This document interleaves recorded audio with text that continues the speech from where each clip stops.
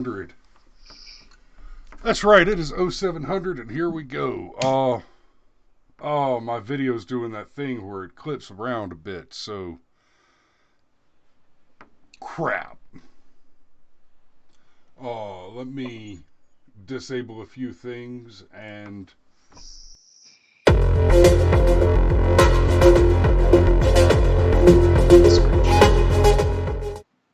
Please. okay, so this morning we're going to talk a little bit about the whole thing with Chuck Todd and Bill Barr. Yeah. Yeah. NPC gets the honorary WTF CNN this morning. Yeah, Good so morning, Rod. hey brother. So what happened was good old Chuck Todd on Meet the Press had the audacity to take Bill Barr way out of context. The question was asked, how do you think something to the effect of how do you think history will remember this whole situation with Flynn? And Barr begins his statement by saying, well, history's written by the winners. So, and he kind of laughs at that a little bit. And then Chuck Todd cuts it off right there and goes on this little rant about, oh, just the cynicism. He clearly thinks he's gotten away with something. You would think that somebody like the Attorney General would have an interest in the truth and the rule of law and upholding the law and serving justice. But he didn't say anything like that. But But then we get the rest of the clip and it turns out, oh, no, he said exactly that. 2020, that is hard to believe. Um, he said exactly that. So the rest of the statement from Barr was, I think, a fair history. Okay, so here it is. So the part that they aired, well, history is written by the winners, so it largely depends on who's writing the history, right? And which is a then technically true statement. But then Todd says this, struck by the cynicism of the answer. It's a correct answer, but he's the Attorney General. He didn't make the case that he was upholding the rule of law. He was almost admitting that, yeah, this was a political job. Oh, but wait. The rest of the clip, so almost in the same breath, he says, I think a fair history would say it was a good decision because it upheld the rule of law. It upheld the standards of the Department of Justice, and it undid what was an injustice. see, this is specifically in reference to dropping the charges on Michael Flynn. Right. And of course, the narrative that's being pushed by your esteemed fourth estate is that this is just a political insider job, that the only reason the charges got dropped against Flynn is that it's red meat to Trump's dumbass base and all of that. When in reality, as we went into some detail about yesterday, everything that happened with Michael Flynn was a setup from the word go. It all revolved around Ambassador Kislyak, and that the reason why things happened the way that they happened is that if either Michael Flynn or Jeff Sessions had been in a position to know what was going on, they would have alerted Trump that this whole Russia thing was about to come crashing down on his head. So these guys got moved out of the way. And now this is them trying to cover their tracks. And it's disgusting. This is not just this lie. This is a continuation of the Russia collusion lie. It's pathetic, really. And Yeah, then look, go ahead. I want to get to the apology too. So you've got Kerry Kupik at the DOJ, very disappointed by the deceptive editing / commentary by Chuck Todd on Meet the Press on AG Barr's CBS interview. Okay, let me say this real quick. It infuriates me that Twitter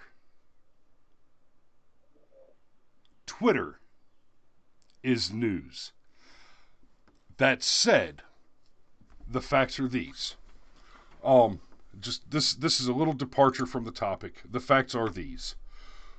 Whether it's Twitter, Facebook, YouTube, any social media, as obnoxious as it seems, and as much as it aggravates me that Twitter and Facebook and the like are the news, are often featured as the news.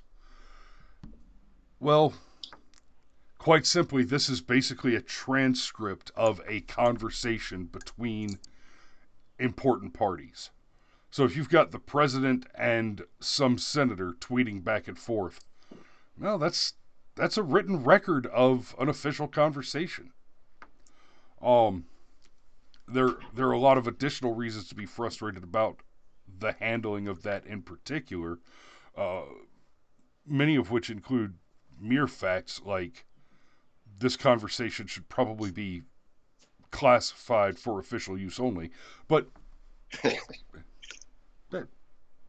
be that as it may, it is on the other side of that coin. It is nice to see communications like this happening broadly in the open public forum, where we don't have to take your word for it. We can see your word for it. Um, so Kerry Kupik puts it out and has the two transcripts side by side to show the clear the clear deceptive editing that was done here. And Meet the Press says, "You're correct. Earlier today, we inadvertently and inaccurately cut short a video clip of an interview with AG Barr before offering commentary and analysis." Okay. Inadvertently. I want to know, is it the case that one of you that you have a video editor who edited the clip and showed that to Chuck Todd, and then Chuck Todd just happened to choose exactly the things that Bill Barr said to criticize him for not saying, not knowing beforehand that he was given a clip in which the exact things that Chuck Todd criticized Barr for not saying were in fact said almost in the same breath. And if you see the clip where Chuck Todd plays the clip and then starts delivering his analysis, you can see very clearly that they didn't just cut the clip short. Okay? They cut the audio short because the video of Barr continues after Barr has made the statement for which Todd was critical. You can see Barr's mouth keeps moving. So it's not like he said the thing and then took a deep breath and paused for a half an hour and then said the other thing. It's he just talks. And you can very clearly see in that video that he keeps talking. But the audio cuts off. So this right here, we inadvertently cut short a video clip. You're a damn liar. Yeah, that's if we talk about being videographers as a passion and as a business, but I can tell you, as being a videographer with a passion and a business, you don't inadvertently edit things. That's just not how editing works. Not at all. I mean, so basically the apology in and of itself is another lie. Like this is spin of the highest order, and it's like I said earlier, it's pathetic. And these are the same people that want you to believe that well, if we don't all stay locked down, the coronavirus is going to kill all our elderly people. This is the same media company that edited the 911 call George Zimmerman made to make him sound like a racist. These are the same people that have been pushing the Russia hoax. These are the same people that want you to believe the Ahmaud Arbery case is a hate crime. and so forth and so on down the line. Don't Hey, shoot. yeah, like the whole thing with Mike Brown, and that one in particular, man, that I think that was one of the most damaging things that ever happened to this country, because Mike Brown's buddy originally said that Mike Brown had his hands up. Don't shoot, don't shoot. And he Um, recanted when he was informed that lying to the police is a crime. well, actually, it's a little more specific than that. You can lie to the local cops, but as General Flynn will tell you, you can't lie to the FBI. So when the FBI In got fact, you can't even involved, tell him the truth. so when the FBI got involved, I imagine the conversation went something like this. Listen, listen, kid. We know what you told the local cops, and that's fine. And trust me, you're a small fish in a big pond. We're not in the slightest bit interested. But if you lie to us, we're going to nail you. Did Mike Brown really have his hands up? And then Mike Brown's buddy was like, well, no, he didn't. He didn't actually have his hands up. It turns out he was actually beating on the cop and trying to steal his gun. And Oh, just just a quick aside there, don't talk to cops. I hate to say that, I really do. One of the things about that makes law enforcement difficult is that people are not do not comply cooperate with law enforcement.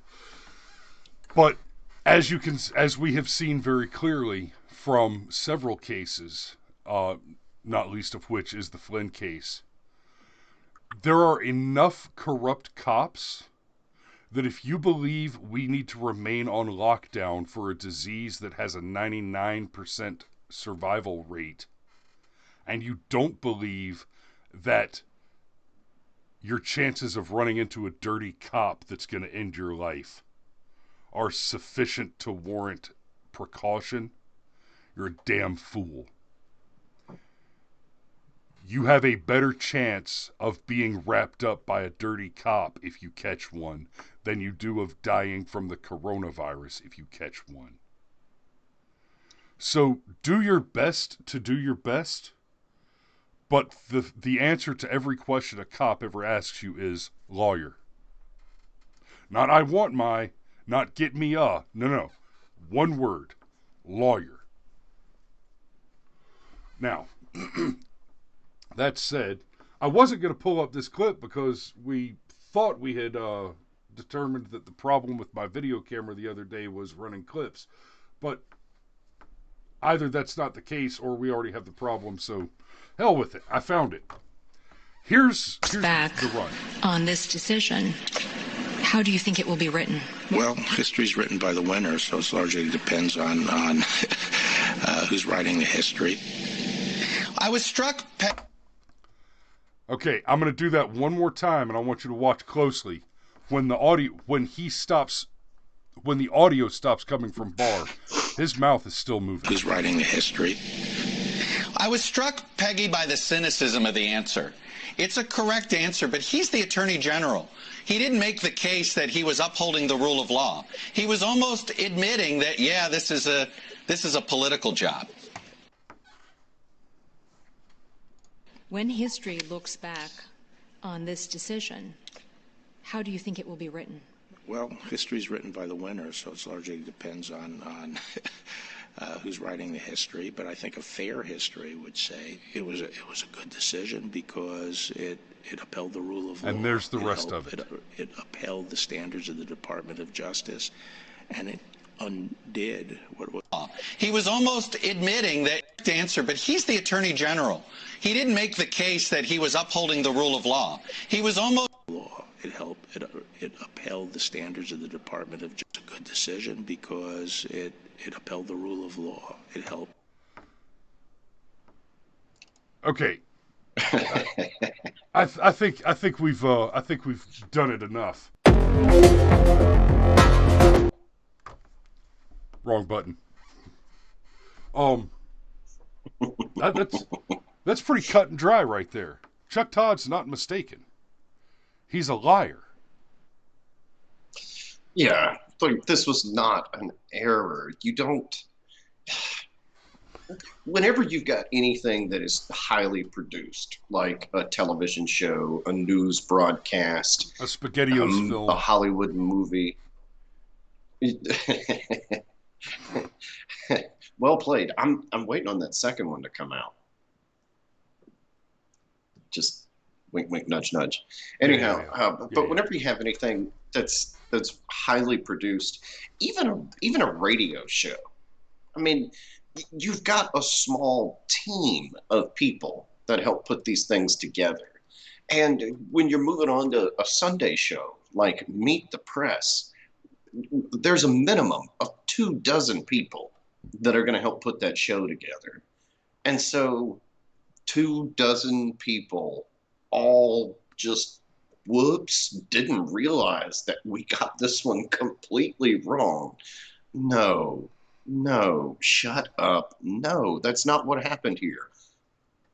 Again, I go back to like, you don't edit anything by accident.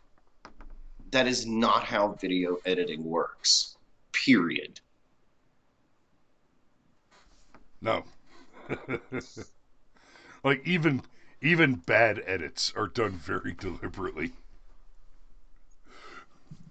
Um Yes, yes, absolutely.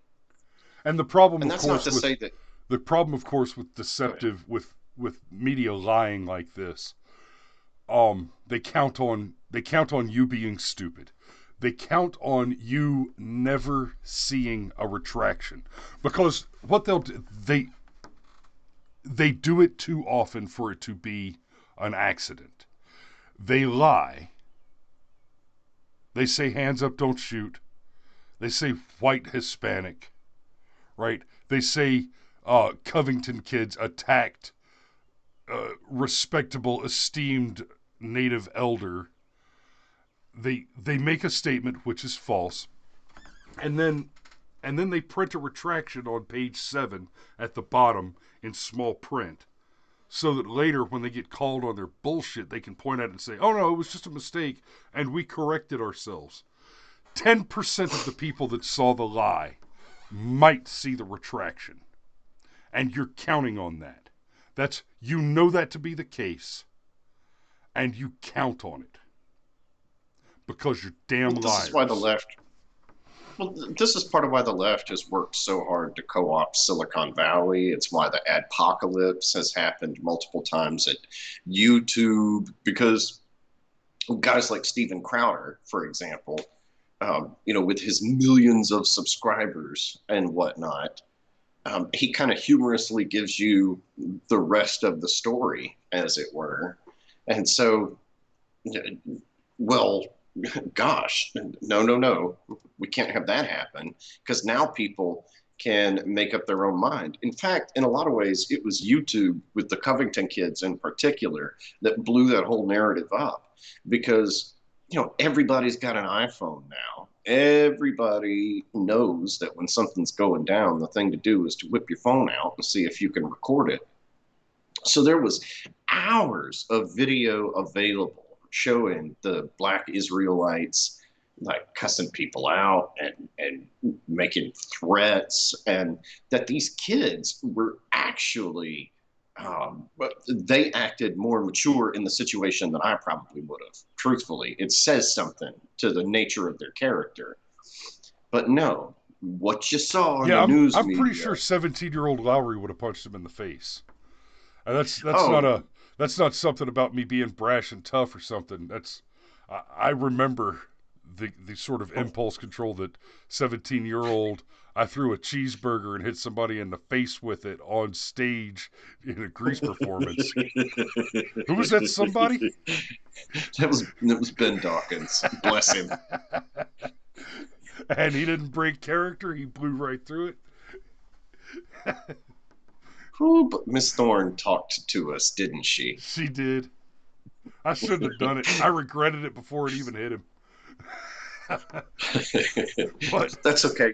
You had I'm 17-year-old Cameron egging you on. I remember that one. I'm pretty sure that 300 pound behemoth with impulse control problems. I might have knocked Nathan Phillips' last tooth out of him. Yeah, you lean in with your meth mouth and start banging a drum in my face. And the fact that he just stood there and smiled.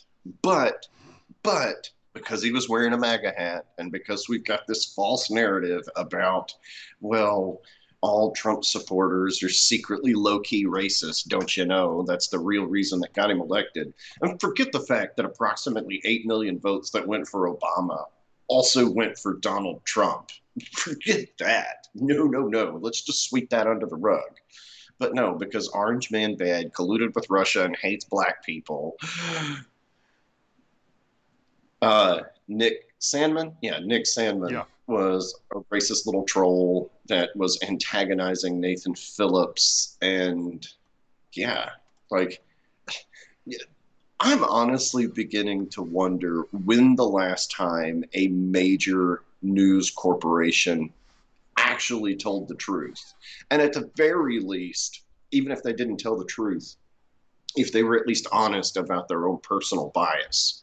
That's one thing that I really like about, I'll compare Tim Pool and Rush Limbaugh. You can love those guys, you can hate them, you can think they're full of shit.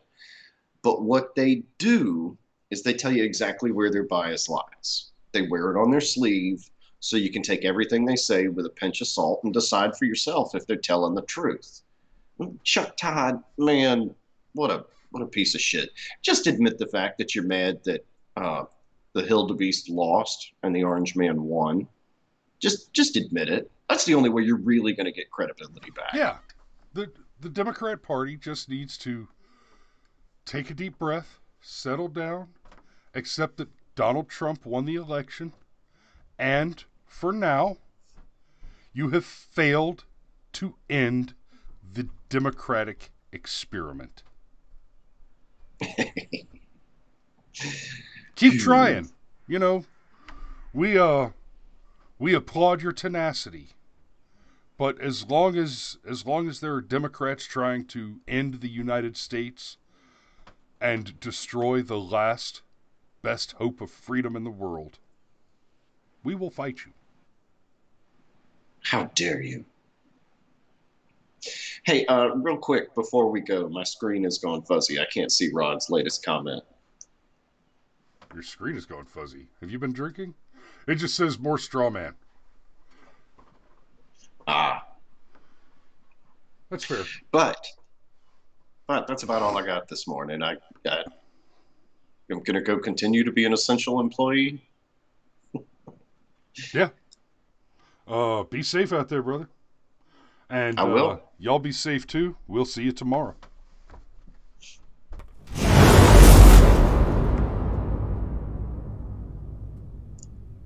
My screen's gone fuzzy because of the internet. Like a bit early for me. Be dipping into the whiskey.